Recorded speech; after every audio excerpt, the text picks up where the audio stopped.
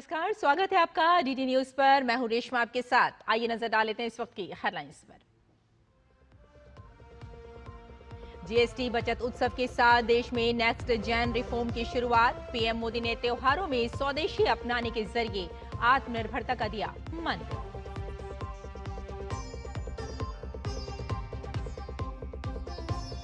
PM Modi आज अरुणाचल प्रदेश में 5100 करोड़ रुपए की विकास परियोजनाओं की करेंगे शुरुआत। त्रिपुरा सुंदरी मंदिर परिसर के विकास कार्यों का करेंगे उद्घाटन।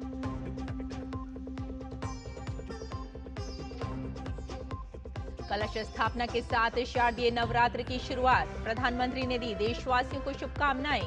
पहले दिन मां दुर्गा के शैलपुत्री स्वरूप की पूजा। मंदिरों में श्रद्धालुओं की उमड़ी भीड़।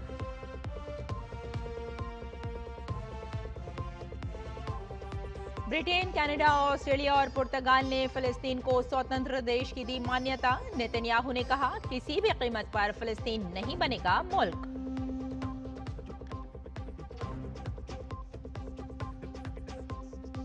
और अभिषेक शर्मा और शुभमन गिल की शतकीय साझेदारी की बदौलत भारत ने पाकिस्तान को फिर किया पस्त। एशिया कप के सुपर 4 में 6 विकेट से हराया।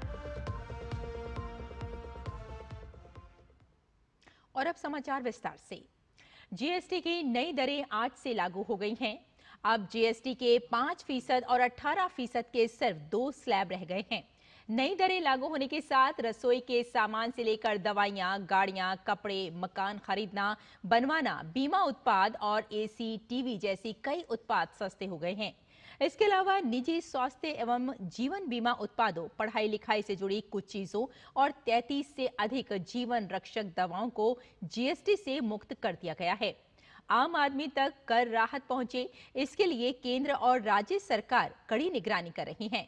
प्रधानमंत्री ने नए जमाने के मुताबिक जीएसटी की दरों को कम किए जाने के अवसर पर अपने संबोधन में कहा कि जब साल 2017 में जीएसटी सुधारों की तरफ कदम बढ़ाया था, तब पुराना इतिहास बदलने की और नया इतिहास रचने की शुरुआत हुई थी। उन्होंने कहा कि इससे अलग अलग करों से लोगों को राहत मिली थी। जब साल 2017 में भारत ने जीएसटी रिफॉर्म की तरफ कदम बढ़ाया था, तो एक पुराना इतिहास बदलने की और एक नया इतिहास रचने की शुरुआत हुई थी। दशकों तक हमारे देश की जनता, आप सभी लोग, देश के व्यापारी अलग अलग टैक्स के जाल में उलझे हुए थे। Octroi, entry tax, sale tax, excise, VAT, service tax, न जाने भांति भांति के दर्जनों टैक्स हमारे देश में थे। एक शहर से दूसरे शहर माल भेजना हो तो न जाने कितने चेकपोस्ट पार करने होते थे। प्रधानमंत्री ने कहा कि विकसित भारत के लिए देशवासियों को आत्मनिर्भरता के रास्ते पर चलना होगा। विकसित भारत के लक्ष्य तक पहुंचने के लिए हमें आत्मनिर्भरता के रास्ते पर चलना ही होगा और भारत को आत्मनिर्भर बनाने का बहुत बड़ा दायित्व हमारे एमएसएमईज यानी हमारे लघु, मध्यम और कुटीर उद्योगों पर भी है, जो देश के लोगों की जरूरत का है, जो हम देश में ही बना सकते हैं, वो हमें देश में ही बनाना चाहिए। प्रधानमंत्री मोदी के देश के नाम संबोधन को देश की जनता जनार्दन ने खूब सराहा है। पीएम के संबोधन पर अपनी प्रतिक्रिया व्यक्त करते हुए देश की जनता ने कहा कि माननीय प्रधानमंत्री द्वारा की गई स्वदेशी चीजों को बढ़ावा देने की पहल बहुत जरूरी है। इससे देश की अर्थव्यवस्था को मजबूती मिलेगी और रोजगार भी बढ़ेगा। प्रधानमंत्री नरेंद्र मोदी जी का जो भाषण सुना उससे मैं बहुत खुश हूँ और सहमत भी हूँ, क्योंकि उन्होंने महात्मा गांधी के विचारों को आज हमारे सामने लाया। अगर हम अपने देश के सामान का यूज़ करेंगे, देश के प्रोडक्शन का यूज़ करेंगे, तो हमारे देश की इकोनॉमिकल जो कंडीशन है वो काफ़ी ग्रोथ करेगी। प्रधानमंत्री मोदी ने एक चीज और बोला कि जो है अब हम जो है अपना स्वदेशी अपनाएं। स्वदेशी अपनाने से ये होगा कि हमारी जो एमएसएमई सेक्टर है उसको बूस्ट मिलेगा और हमारे जैसे लाखों युवाओं को रोजगार मिलेगा, जिससे हमारा देश और तेजी से प्रगति करेगा। ये प्रधानमंत्री मोदी जी का बहुत ही सराहनीय कदम है। हमारे माननीय प्रधानमंत्री जी ने राष्ट्र के नाम संबोधन में बहुत ही महत्वपूर्ण बातों पर चर्चा की और साथ ही साथ उन्होंने अपने देशवासियों से ये भी अपील किया कि वो अपने देश की वस्तुओं को अपनाएं और बाहर की वस्तुओं को ना अपनाएं। पहले भी हमारे देश की आज़ादी में भी एक बार स्वदेशी अपनाओ विदेशी भगाओ का नारा लगाया गया था गांधी जी के द्वारा। आज फिर वो समय आ गया है कि हमें दिखाना है कि भारत सभी किसी भी राष्ट्र से या किसी भी देश से कमजोर नहीं है। माननीय प्रधानमंत्री जी का भाषण मैंने सुना है, इसलिए जो भी माननीय प्रधानमंत्री जी ने कहा है उसका आम जनता को लाभ मिलेगा। स्वदेशी हमारे देश में ही सारे आइटम बनेंगे तो उसका लाभ हमारे यहाँ के ही लोगों को मिलेगा और हम बाहर भी एक्सपोर्ट भी करेंगे, उसका भी विदेशी मुद्रा भी हमारे देश में आएगी और सशक्तिकरण भारत एक सशक्तिकरण की तरफ बढ़ रहा है। तो हमारा प्रधानमंत्री नरेंद्र मोदी का जो संबोधन था इस पर लोग काफ़ी खुश हैं। उनका जो संबोधन था उसको लोग सराह रहे हैं। आज से जीएसटी की जो नई दरें हैं वो लागू हो गई हैं और यकीनन आम आदमी की जो जेब है उस पर काफ़ी आसानी हो जाएगी और लोग आसानी से अब सामान को खरीद पाएंगे। जीएसटी की जो नई दरें हैं वो हम आपको एक बार फिर बता देते हैं कि जीएसटी के 5% और 18% के सिर्फ अब 2 स्लैब रह गए हैं और नई दरें लागू होने के साथ जो रसोई का सामान बताया जा रहा है वो भी काफ़ी सस्ता हो गया है और महिलाओं को भी इससे काफ़ी खुशी हो रही है, क्योंकि महिला जब एक किचन से जुड़ जाती है तो उसे यकीनन उस पर काफ़ी इसका असर पड़ता है। और आपको बता दें कि इस वक्त इसी खबर पर हमारे संवाददाता गिरीश निशाना हमारे साथ जुड़ गए हैं। सीधे गिरीश के पास चलते हैं। गिरीश, प्रधानमंत्री नरेंद्र मोदी ने जो कल संबोधन किया है उससे साफ जाहिर होता है कि आम आदमी का उनको कितना ख्याल है और जीएसटी की जो आज की जो नई दरें हैं वो आज से लागू हो गई हैं, यानी एक तरह से हम उत्सव मना रहे हैं जीएसटी का। कितना संबोधन में खास बातें थी प्रधानमंत्री की और एक आम आदमी की अगर जेब की बात करें तो कितना असर पड़ेगा उस पर? देखिए रेशमा, मैं आपको बताना चाहूँगा प्रधानमंत्री नरेंद्र मोदी जो हैं वो जनमानस की बात करते हैं, जनमानस से जुड़े हुए मुद्दों की बात करते हैं। और अब देखिए जीएसटी की जो दरें हैं कईयों में तो बिल्कुल 0% कर दिया गया है, कईयों को घटा के 5% कर दिया गया है। तो कहीं ना कहीं पूरी तरह से कहें तो जो लोगों की जेब थोड़ी सी भारी हो रही थी उनको थोड़ा हल्का किया है ताकि लोगों पर ज़्यादा दबाव ना पड़े, लोग सस्ते उत्पाद खरीद सकें, स्वदेशी उत्पादों की तरफ लौटें। हमारे साथ कुछ लोग हैं, बात करते हैं। सर, क्या कहेंगे? कल प्रधानमंत्री ने भी जिक्र किया। मैं सबसे पहले प्रधानमंत्री जी का धन्यवाद करना चाहता हूं कि उन्होंने जीएसटी रिफॉर्म का जो कार्य किया है ये आम जन तक सीधा सीधा इसका लाभ पहुंचने वाला है। गरीब है, किसान है, चाहे मैं कह रहा हूं किसी भी वर्ग का व्यक्ति हो, सबको इससे सीधा सीधा लाभ पहुंच रहा है। इस नवरात्रों के मौके पर प्रधानमंत्री जी ने पूरे देश की जनता का बहुत ध्यान रखा है और हर वस्तु में कहना चाहता हूँ जो एक हमारे रोज के प्रयोग में आती हैं उन चीज़ों को ध्यान में रखते हुए प्रधानमंत्री ने बहुत सराहनीय कार्य किया है। ये देश की जनता उनकी बहुत शुक्रगुजार है कि उन्होंने इतने कम समय में इतना बड़ा काम करके दिया है। आज आप देखिए, चाहे दूध हो, गिरीश सीधे आपके पास आएंगे। गिरीश, जिस तरह से हम देख रहे हैं कि आम आदमी को इससे काफी फायदा होगा, जीएसटी की नई दरें आज से लागू हो गई हैं। फिलहाल हमारे साथ जुड़ने के लिए बहुत बहुत शुक्रिया और आइए आगे बढ़ते हैं। प्रधानमंत्री नरेंद्र मोदी आज अरुणाचल प्रदेश और त्रिपुरा के दौरे पर रहेंगे। प्रधानमंत्री अरुणाचल प्रदेश की राजधानी ईटानगर में 5100 करोड़ रुपए से अधिक की लागत वाली अनेक विकास परियोजनाओं की आधारशिला रखेंगे। प्रधानमंत्री एक जनसभा को भी संबोधित करेंगे। पीएम मोदी राज्य में विशाल जल विद्युत क्षमता का उपयोग करने और निरंतर ऊर्जा उत्पादन को बढ़ावा देने के लिए 3700 करोड़ रुपए से अधिक की लागत वाली 2 प्रमुख जल विद्युत परियोजनाओं की आधारशिला रखेंगे। प्रधानमंत्री तवांग में एक अत्याधुनिक कन्वेंशन सेंटर की आधारशिला भी रखेंगे। सीमावर्ती जिले तवांग में 9820 फीट से अधिक की ऊंचाई पर स्थित ये केंद्र राष्ट्रीय और अंतर्राष्ट्रीय सम्मेलनों, सांस्कृतिक उत्सवों और प्रदर्शनियों की मेजबानी के लिए एक ऐतिहासिक इमारत के रूप में कार्य करेगा। प्रधानमंत्री नरेंद्र मोदी आज एक दिवसीय यात्रा पर त्रिपुरा भी पहुंचेंगे। शारदीय नवरात्रि के पहले दिन त्रिपुर सुंदरी शक्तिपीठ में साधना और फिर मां भारती आराधना इस यात्रा को और विशिष्ट बनाती है। देखिए हमारी ये रिपोर्ट।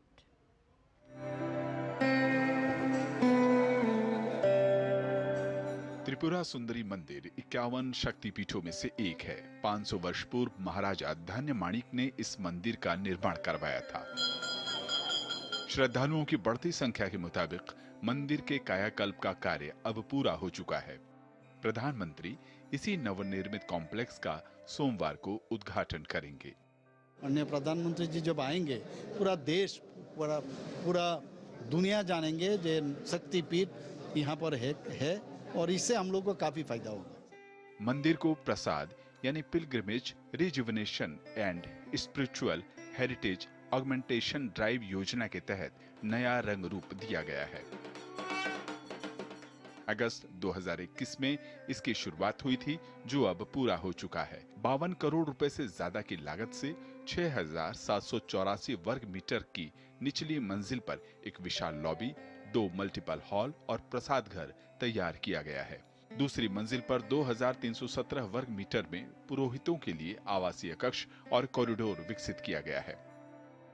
7,355 वर्ग मीटर की छत पर मुख्य मंदिर, शिव मंदिर, 5 जलाशय, ध्यान स्थल, तीर्थयात्री शेड और 380 वर्ग मीटर की खूबसूरत लैंडस्केपिंग सजाई गई है। दिव्यांग एवं वृद्ध श्रद्धालुओं के लिए लिफ्ट की सुविधा भी प्रदान की गई है। पहले का था वो जो ट्रेडिशनल वाला, अभी जैसे मॉडर्नाइजेशन के साथ ट्रेडिशनल को एक अच्छे बैलेंस के साथ रखा हुआ है, ये भी बहुत अच्छा है। त्रिपुरा के पब्लिक को बहुत अच्छा लग रहा है। पहले जो सिस्टम था उस सिस्टम से थोड़ा बेहतर है और नीचे जो दुकान जो बना के रखे हैं उसके लिए तो और भी बेहतर है। पब्लिक के लिए अच्छा होगा, दुकानदारों के लिए अच्छा होगा और यहाँ का तो बिजनेस का तो क्या कहना है। हमारा त्रिपुरा का जो आदमी है सबको सुनकर ये खबर अभी तक पहुँच गया है। सभी लोग बेतुबी से इंतजार कर रहे हैं प्रधानमंत्री जी कब आएंगे। देश के हर मंदिरों के लिए इस तरह की व्यवस्था हो, ऊंची व्यवस्था हो, अच्छी व्यवस्था हो। दर्शनाभिलाषी को जितनी सहूलियत मिलेगी उतनी लोग आएंगे और उस स्थान का, उस लोगों का, उनके लोगों का, वहाँ के आसपास के समाज का विकास होगा। प्रधानमंत्री मोदी के नेतृत्व में केंद्र सरकार विकास के साथ साथ विरासत को महत्व दे रही है। शारदीय नवरात्र के पहले ही दिन माता त्रिपुरा सुंदरी के इस नए कॉम्प्लेक्स का लोकार्पण श्रद्धालुओं के लिए एक विशेष भेंट जैसा है। ये भव्य कॉम्प्लेक्स त्रिपुरा की सांस्कृतिक और आध्यात्मिक धरोहर को नई ऊंचाई प्रदान करेगा। मां त्रिपुरा सुंदरी देवी का ये नवनिर्मित परिसर, जहां एक तरफ आस्था, संस्कृति और आधुनिकता का संगम बना है, वहीं दूसरी तरफ श्रद्धालुओं और स्थानीय लोगों के लिए भी ये वरदान साबित होगा। सहयोगी रवि और कैमरामैन सुब्रतो के साथ मैं उर्मिलेश भट्ट, डीडी न्यूज़, उदयपुर, त्रिपुरा। और अब बात डीडी न्यूज की खास सीरीज जन जन के प्रधानमंत्री की, जिसमें डीडी न्यूज ने प्रधानमंत्री नरेंद्र मोदी के सशक्त और दूरदर्शी नेतृत्व में पिछले 11 सालों से चलाए जा रहे विभिन्न जन कल्याणकारी और लोकप्रिय योजनाओं का गहन विश्लेषण किया और उन योजनाओं का लेखा जोखा आपके सामने लेकर आया है। इस कड़ी में आज बात पीएम मोदी के 11 साल के दौरान देश की सुरक्षा और समृद्धि के नए आयाम की। सुरक्षा से समृद्धि तक के मंत्र के साथ मोदी सरकार ने जहां surgical strike, Balakot air strike और ऑपरेशन सिंदूर जैसे साहसिक कदमों से दुश्मनों को करारा जवाब दिया, वहीं आतंकवाद और नक्सलवाद के खिलाफ कठोर नीति अपनाकर देश को सुरक्षित किया है।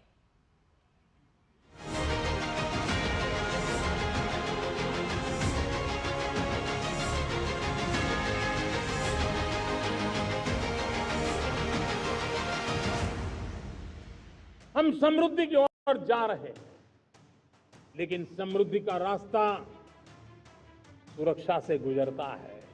पिछले 11 वर्षों में राष्ट्र सुरक्षा, राष्ट्र रक्षा, राष्ट्र के नागरिकों की रक्षा, इन सभी मोर्चों पर हमने पूरे समर्पण भाव से काम किया है। हम बदलाव लाने में सफल हुए हैं। सुरक्षा से समृद्धि और इसके लिए समर्पण का भाव प्रधानमंत्री नरेंद्र मोदी के व्यक्तित्व की विशेषता है। उनके नेतृत्व में मौजूदा सरकार ने पहले से चली आ रही दकियानूसी प्रथाओं और चाल चलन के व्यवहार को खत्म किया और दुश्मन को उसी की भाषा में जवाब देने का काम किया। इसकी बानगी देशवासी 2016 की surgical strike, 2019 Balakot air strike और मई महीने में ऑपरेशन सिंदूर से देख सकते हैं। प्रधानमंत्री नरेंद्र मोदी के नेतृत्व में देश ने अब अपना न्यू नॉर्मल भी स्थापित कर लिया है। भारत ने तय कर लिया है इन न्यूक्लियर की धमकियों को अब हम सहने वाले नहीं हैं। न्यूक्लियर ब्लैकमेल लंबे अरसे से चलाया, अब ब्लैकमेल नहीं सहा जाएगा। एक और जहां मोदी सरकार ने दुश्मन की हिमाकत पर उसे मुंह तोड़ जवाब दिया, वहीं घरेलू स्तर पर भी देश की सुरक्षा को मजबूत किया। राष्ट्रीय हित को सर्वोपरि रखने के सरकार के दृढ़ संकल्प के कारण ही आज घरेलू मोर्चे पर देश के दुश्मन घुटने टेक रहे हैं। हमने फौलादी हाथ से काम लिया। एक समय था कभी 125 से ज्यादा जिलों में नक्सलवाद अपनी जड़ें जमा चुका था। माओवाद की चंगुल में हमारे जनजातीय क्षेत्र, हमारे जनजातीय नौजवान फंसे हुए थे और आज 125 जिलों में से कम होते होते हम 20 पर ले आए हैं। पिछले 11 वर्षों में आंतरिक सुरक्षा और आतंकवाद रोधी अभियानों के प्रति भारत का दृढ़ और स्पष्ट दृष्टिकोण रहा है। अनुच्छेद 370 को हटाने, नक्सलवाद के खिलाफ अभियान और उच्च तकनीक रक्षा में नई क्षमताओं के साथ भारत आज पहले से कहीं अधिक सुरक्षित और आत्मनिर्भर है। भारत विरोधी शक्तियों को घेरना और उनका समूल तरीके से उनको समाप्त करना, ये जो टारगेट जो है 2026 मार्च में नक्सलवाद को और माओवाद से भारत को मुक्त करने का, मैं समझता हूँ कि अंतर्राष्ट्रीय स्तर के बहुत सारे षड्यंत्रों को इससे हम निपटारा कर पाएंगे। तो एक तरफ हम जब हमारी आंतरिक सुरक्षा को सुनिश्चित कर रहे हैं, वैसे ही बाह्य ताकतों से जो घुसपैठ हो, चाहे वो रक्षा मामलों में हमारी स्वयं पूर्णता हो, इसकी तरफ भी ध्यान दे रहे हैं। तो सुरक्षा की समग्र दृष्टि, comprehensive approach of national security, ये भी एक महत्वपूर्ण पहलू है जो मोदी गवर्नमेंट का एक अनोखा या अलग, पहले की तुलना में एक अलग अप्रोच हमको दिखता है। प्रधानमंत्री नरेंद्र मोदी के नेतृत्व में केंद्र सरकार ने सीमाओं की सुरक्षा को चाक चौबंद किया है। सरकार ने बुनियादी ढांचे के विकास, रसद पहुंचाने और सशस्त्र बलों के लिए कनेक्टिविटी में सुधार को लेकर कई बड़े कदम उठाए हैं। खासकर उत्तर में चीन पाकिस्तान से सटी सीमाओं पर बुनियादी ढांचे के विकास पर भरपूर निवेश किया जा रहा है। एक्ट ईस्ट नीति को वर्ष 2014 में लुक ईस्ट पॉलिसी में बदला गया। इस नीति ने दक्षिण पूर्व एशिया और हिंद प्रशांत तक भारत की पहुंच का विस्तार किया है। आगे बढ़ते हैं। आज से शारदीय नवरात्र की शुरुआत हो गई है। अश्विन मास की प्रतिपदा तिथि से शुरू होने वाला ये पर्व मां दुर्गा और उनके 9 स्वरूपों की आराधना का विशेष समय माना जाता है। नवरात्र पर्व का सनातन धर्म में बड़ा महत्व है। दुनिया की सारी शक्ति महिलाएं या नारी रूप में ही हैं, इसलिए नवरात्र में देवी की पूजा होती है। शारदीय नवरात्र के शुभारंभ पर सुबह से ही देश भर के मंदिरों में श्रद्धालुओं की भारी भीड़ उमड़ रही है।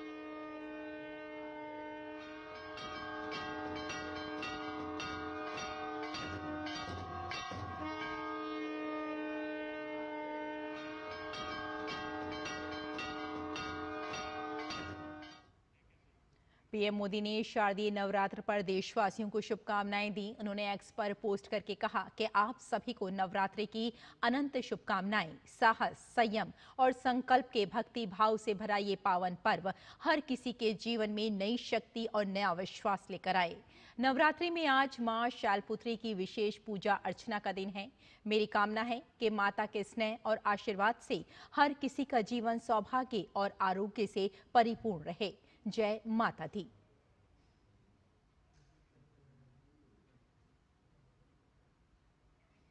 पीएम मोदी ने नवरात्रि के अवसर पर जीएसटी बचत उत्सव पर भी पोस्ट किया है। पीएम ने लिखा, इस बार नवरात्रि का ये शुभ अवसर बहुत विशेष है। जीएसटी बचत उत्सव के साथ साथ स्वदेशी के मंत्र को इस दौरान एक नई ऊर्जा मिलने वाली है। आइए विकसित और आत्मनिर्भर भारत के संकल्प की सिद्धि के लिए सामूहिक प्रयासों में जुट जाएं।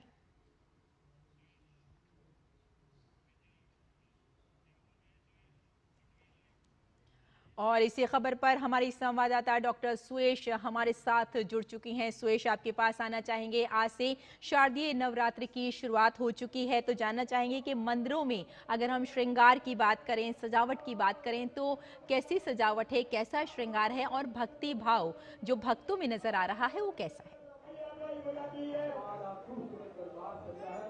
रेशमा, सबसे पहले आपको और हमारे तमाम सभी दर्शकों को शारदीय नवरात्रि की हार्दिक शुभकामनाएं। अभी मैं झंडेवालान मंदिर में हूं और सबसे पहले आपको मां झंडेवाली के दर्शन करा देती हूं। और जैसा कि आपने कहा कि आज का अद्भुत श्रृंगार होता है, मां शैलपुत्री का दिन है। आप देखिए, मां शैलपुत्री सफेद रंग की और गुलाबों की माला पहनी हुई है, पीले रंग का वस्त्र धारण किया हुआ है। माँ के दाहिने ओर में काले और माँ के बाएं ओर में माँ शारदा का विराजमान है। आप देखिए, अगर मंदिर की सजावट की बात करें तो अद्भुत है आज की ये सजावट। जिस ओर आप अपनी नजर करेंगे, आप देखिए उस ओर भक्ति का रंग, उल्लास का रंग आपको यहाँ बिखरता हुआ दिखाई देगा, आपको सुनाई दे रहा होगा।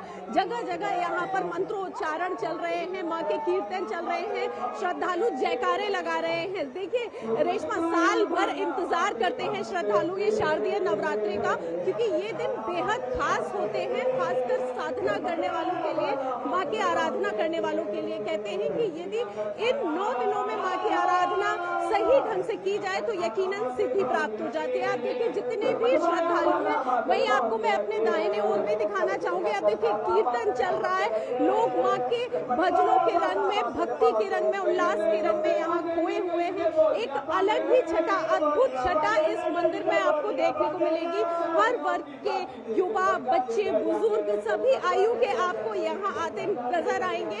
कुछ लोग देखिए, आज क्योंकि शारदीय नवरात्रि का पहला दिन है तो अखंड ज्योति, घट स्थापना, ये सभी पूजा अर्चना आज ही की जाती है। 9 दिन तक अखंड दीपक श्रद्धालु जलाते हैं, अपनी आस्था का दीपक, जिसे कि 9वीं पे जाकर के उसको बढ़ाया जाता है। आप देखिए, आज यहाँ पर छोटे छोटे बच्चे आपको माँ का दर्शन करते हुए नजर आएंगे। एक अलग ही हर्षोल्लास देश के तमाम मंदिरों में आज देखने को मिल रहा है। और अगर यहाँ झंडेवालान मंदिर की बात करूँ तो ये बहुत ही पुरानी सिद्ध माता है। आप देखिए, इतनी सुंदर माँ की छटा है, स्वर्ण का मुकुट माँ ने पहना हुआ है, एक अद्भुत छटा माँ की दिखाई दे रही है। इतनी सुंदर माता आज नजर आ रही है। और आज से 9 दिन तक कुछ श्रद्धालु व्रत रखेंगे, कोई अपना निर्जला व्रत रखेगा, अपनी शक्ति, अपनी श्रद्धा के अनुसार माँ की उपासना करेंगे, माँ की आराधना करेंगे। बिल्कुल, झंडेवालान मंदिर अपने आप में एक अलग मान्यता रखता है और वहाँ हम देख रहे हैं कि इस तरह से भीड़ भक्तों की उमड़ रही है। आपसे फिर से जुड़ने की कोशिश करेंगे। फिलहाल इस जानकारी के लिए आपका बहुत बहुत धन्यवाद।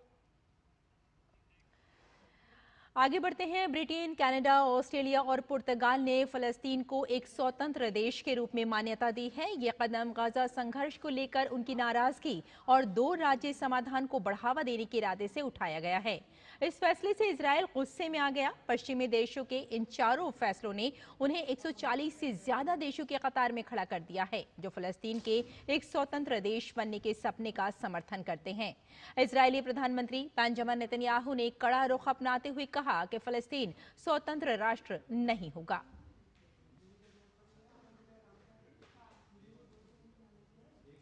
और खेल की खबरों में, भारतीय टीम ने एशिया कप 2025 में पाकिस्तान पर लगातार दूसरी जीत दर्ज की। टीम ने रविवार रात को दूसरे सुपर 4 मैच में पाकिस्तान को 6 विकेट से हराया। दुबई इंटरनेशनल क्रिकेट स्टेडियम में भारत ने 172 रन का टारगेट 18.5 ओवर में 4 विकेट पर हासिल कर लिया। तिलक वर्मा ने 19वें ओवर में शाहीन आफरीदी को बॉल पर छक्का फिर चौका लगाकर भारत को जीत दिलाई। वे 19 बॉल पर 30 रन बनाकर नाबाद लौटे। अभिषेक शर्मा ने 39 बॉल पर 74 रन बनाए। उनकी पारी में 6 चौके और 5 छक्के शामिल रहे। अभिषेक ने शुभमन गिल 47 रन के साथ 59 बॉल पर 105 रन की ओपनिंग साझेदारी की। इस साझेदारी ने भारत के रन चेज को आसान कर दिया है।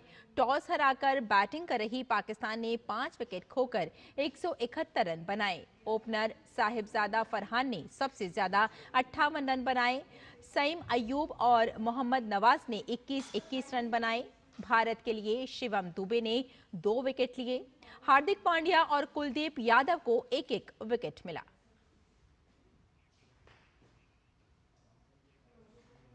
तो इस बुलेटिन में फिलहाल इतना ही, लेकिन डीडी न्यूज पर खबरों का सिलसिला जारी रहेगा। अनुमति दें फिलहाल, नमस्कार।